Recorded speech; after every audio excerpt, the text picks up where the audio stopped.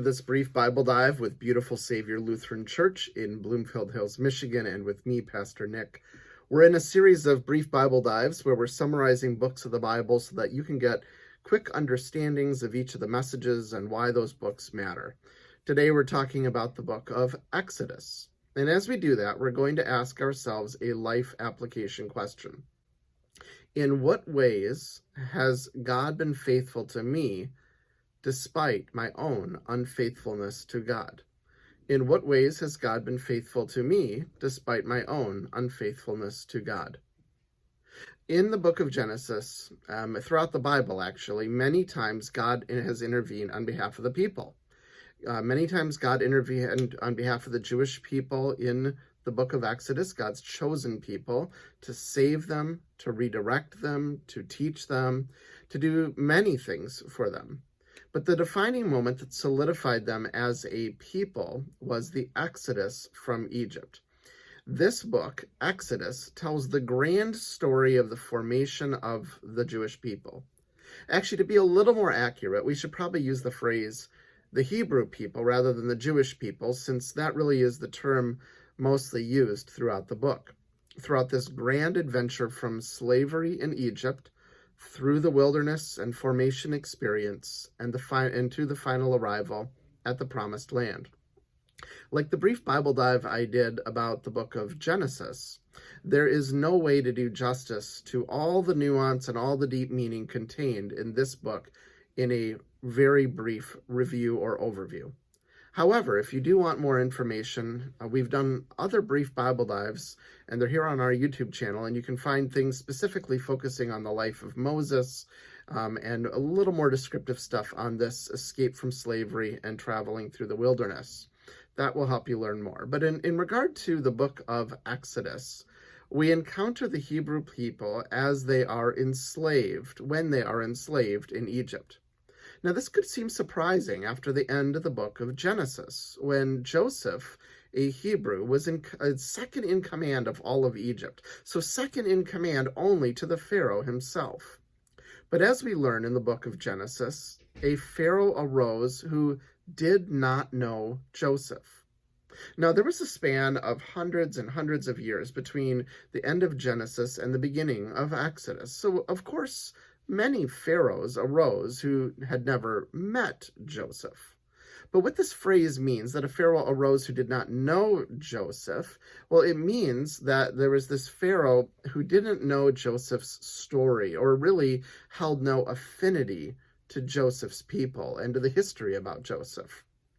From documents outside of the Bible, we know that during this many hundred years span, a different group of people had invaded Egypt from the south, and they displaced the previous ruling class of Egypt, who were people from the north.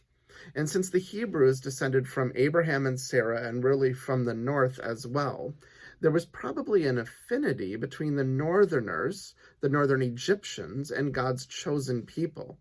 And so those southern invaders would have actually looked upon the Hebrews suspiciously, which eventually led to their enslavement. It was during their bitter enslavement that God heard the cries of the people. The Pharaoh was so cruel that he ordered the firstborn male children to be drowned in the Nile River. One woman placed her baby, named Moses, in a basket of reeds and sent him down the Nile River, hoping that someone, somehow, would discover him and save him. He was found. He was saved. He was actually found by a daughter of the Pharaoh and raised in the Pharaoh's own household. Eventually, Moses saw the cruelty of the enslavement and, in a fit of rage, killed an Egyptian taskmaster who was torturing a Hebrew slave. When did this happen? Well, Moses was about 40 years old at the time. He then fled into the wilderness for another 40 more years, during which he met his wife, where he encountered God, who spoke to him on the mountain through the burning bush, or more accurately, through the bush that was on fire but not consumed by the fire, the unconsumed bush.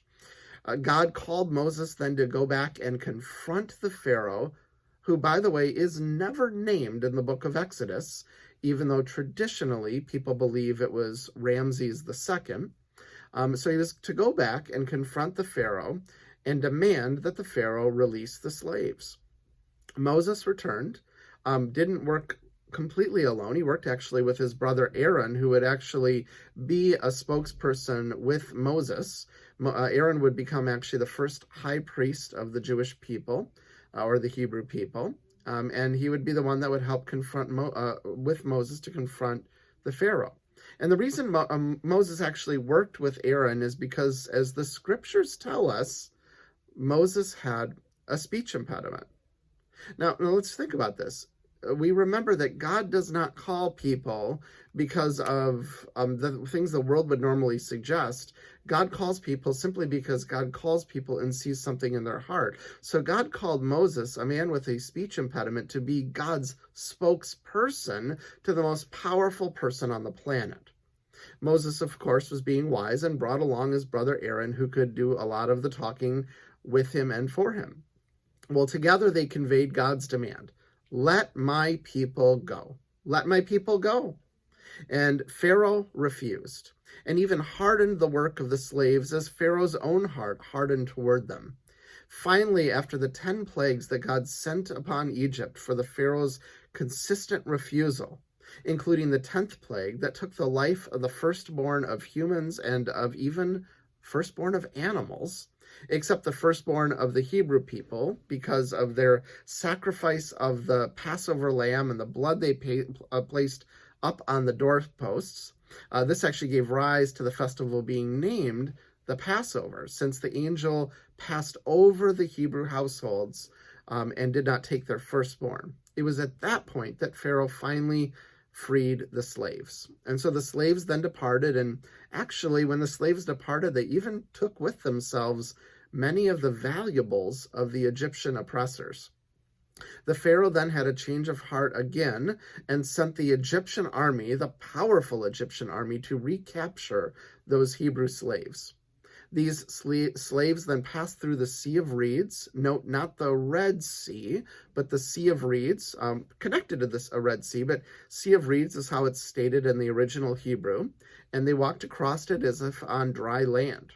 And once they safely made it across and into the wilderness, those waters came back in full force and drowned the pursuing Egyptian army.